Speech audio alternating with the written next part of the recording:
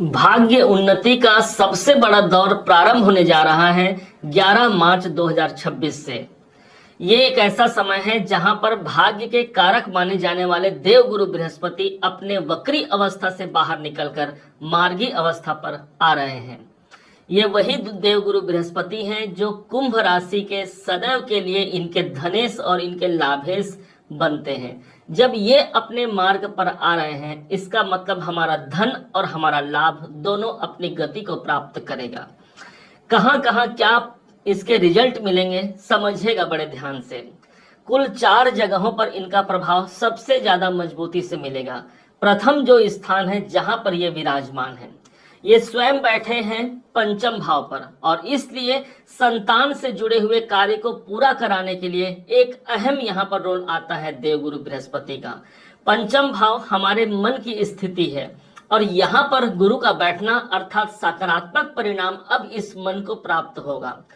यहाँ एक विशेष बात है, यदि आप क्रिएटिव कार्यों में संलग्न हैं, कोई क्रिएटिविटी संबंधी काम करते हैं, संगीत में है, म्यूजिक के क्षेत्र में आप काम करते हैं, गायन विद्या में आप संलग्न हैं, तो यहाँ देवगुरु बृहस्पति का यहाँ पर कायम होना आपके मन मस्तिष्क में वही क्रिएटिविटी को छोड़ जाता है और लाभ के अवसर प्रदान करा जाता है। 5वां घर जब प्रभावी होगा, अर्थात ऑनलाइन गतिविधियों में यहाँ पर काम बनेंगे। बहुत से काम ऐसे हैं जो अभी अधूरे पड़े हुए हैं, रुके हैं, अटके हुए हैं, तो उस कार्य को आगे बढ़ाने के लिए एक गति प्राप्त होगी। भूलिएगा मत, ये त्रिकोण के भाव पर देवगुरु बृहस्पति हैं, और त्रिकोण भाव लग्न के अनुसार सबसे ज्यादा मजबूत और शुभता को लिए हमारे जीवन पर प्राप्त होता है। अब यहां से 3 बड़े अंजाम मिलने हैं अगले 1 जून 2026 तक। कहां कहां माना गया है, पराशर ऋषि ने कहा है कि देव गुरु बृहस्पति जहां है वहां तो ठीक है, लेकिन जहां पर इनकी दृष्टि पड़ती है वो स्थान अमृत के समान पवित्र हो जाता है। अब वो स्थान जो मिल रहा है, इनकी पहली दृष्टि, 5वीं दृष्टि जो पड़ेगी वो सीधे 7 नंबर की राशि नवम भाव पर है, और इसलिए भाग्य उन्नति के लिए एक सबसे बड़ा सशक्त वातावरण हमको प्राप्त होता है, जहां हम अपने किस्मत का साथ हमको मिल पाता है।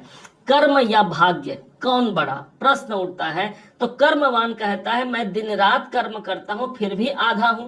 भाग्यवान कहता है मैं तो मेरे तो जीवन में ही एक अच्छा शुभ संकेत है, मैं अपने भाग्य से ही सब कुछ प्राप्त कर लूंगा।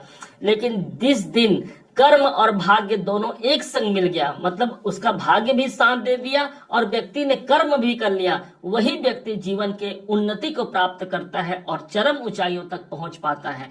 और आज वही ये जो माहौल बना हुआ है, गुरु की दृष्टि भाग्य भाव पर पड़ रही है, इसलिए भाग्य उन्नति का सबसे बड़ा सहायक हमको अगले 2.25 महीने में मिलने जा रहा है। यहाँ भाग्य भाव पर इनकी दृष्टि का पड़ना, इसका मतलब सीनियर बॉस से कोई प्रॉब्लम फेस कर रहे हैं या फिर पिताजी को लेकर के कोई प्रॉब्लम फेस कर रहे हैं, तो उस प्रॉब्लम से अब यहाँ निजात मिलती है, हमारी गाड़ी आगे बढ़ती है। धार्मिक यात्राओं का योग बन सकता है। आप यदि एजुकेशन ले रहे हैं, कोई बच्चे हैं या शिक्षण संस्थान से जुड़े हुए हैं, तो वहां पर भी यही पॉजिटिविटी देखी जा सकती है।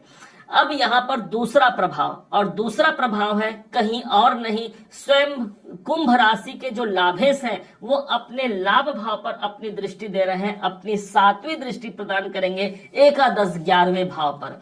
इससे लाभ का वातावरण बनता है, हम वो लाभ प्राप्त कर पाते हैं जिस लाभ को हम चाहते हैं, हमारी मनोकामनाएं पूरी होती हैं। 11वां घर मनोकामनाओं को पूरा करने का है। हम इस समय पर ज्यादा सोशल होते हैं, समाज से जुड़ते हैं, सोसाइटी से जुड़ते हैं, और वहां से लाभ के वातावरण बनते हैं। आप यदि किसी सामाजिक संस्थान से जुड़े हुए हैं तो वहां एक पॉजिटिव वाइब्रेशन मिलता है गुरु का।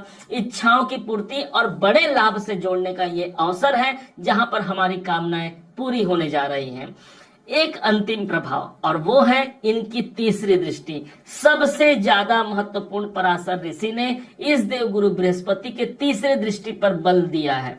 इसका भाई कारण क्या है, आप देखेंगे काल पुरुष की कुंडली में, तो वहां पर नवम भाव के स्वामी देवगुरु बृहस्पति होते हैं और स्वयं नवम भाव के कारक भी होते हैं, और इस कारण से इनकी जो नवम दृष्टि है वो कहीं और नहीं, साक्षात कुंभ राशि पर पड़ रही है।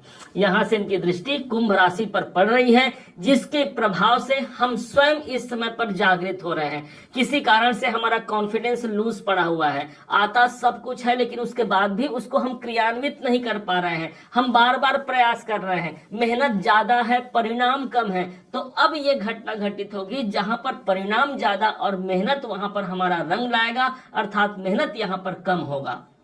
मानसिक शांति के लिए यदि कोई ग्रह जिम्मेदार है तो वो देव गुरु बृहस्पति है। ध्यान रखिएगा, अभी भी कुंभ राशि के आपके अपने राशि पर राहु का गोचर चल रहा है। यदि राहु का गोचर कुंभ राशि पर कोई खराब नहीं है, आपकी उन्नति के लिए बार बार आपको प्रेरित कर रहा है, लेकिन यहाँ पर आपको ईश्वर की कृपा भी मिल गई। और वही बात हो गई कि जब हमारे मेहनत में ईश्वर का साथ मिल गया तो हम अपने तरक्की के मार्ग पर कोई अवरोध को नहीं देखते हैं और एक विशेष अंजाम तक पहुंच जाते हैं। और उसी अंजाम तक पहुंचाने के लिए गुरु की दृष्टि कुंभ राशि पर 11 नंबर लाभ की राशि पर पड़ रही है। यही वो ग्रह है जो आपके सदैव के लिए धनेश है। धनेश का मतलब ये हो गया, आज आपके पास जो कुछ भी आर्थिक स्थिति है, इसके पहले जो कुछ भी था और भविष्य में जो कुछ भी आपके पास आर्थिक स्थिति रहेगी, उन सबका सबसे बड़ा रोल है आपके धनेश का। कुंडली में धनेश की स्थिति क्या है मुझे नहीं पता, लेकिन यदि गोचर में धनेश की स्थिति मार्गी हो चुकी है, पॉजिटिव हो चुकी है, इसका मतलब हमारा धन भाव यहाँ जागृत हो गया।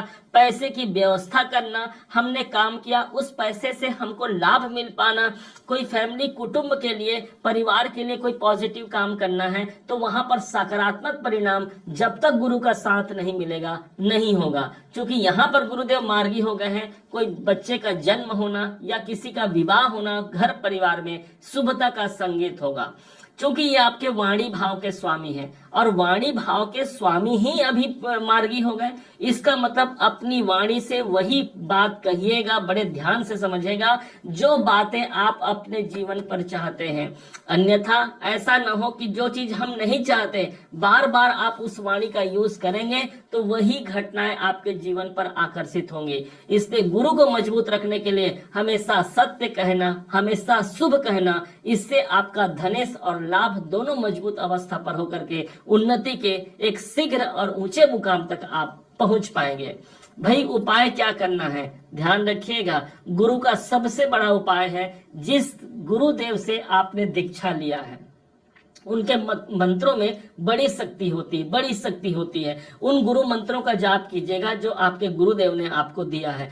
कोई गुरु नहीं है तो सारे जगत के गुरु भगवान श्री कृष्ण, भगवान शंकर जी हैं। उनके मंत्रों का जाप कर लीजिए। ओम ब्रीम बृहस्पते नमः, ओम ब्रीम बृहस्पते नमः, इस मंत्र का जाप करते हुए धर्म की यात्रा करने से हमारा गुरु मजबूत होता है। इस समय पर गुरु की दृष्टि भी धर्म भाव पर है, इसलिए कोई धार्मिक यात्रा कीजिएगा जरूर। इससे न सिर्फ एक धार्मिक यात्रा करने से वहां के जो पॉजिटिव सिचुएशन है वो आप ले पाते हैं, बल्कि आप 9 ग्रहों में देव गुरु बृहस्पति को सशक्त और मजबूत बना करके एक बड़े भाग्य के आयाम को अपने जीवन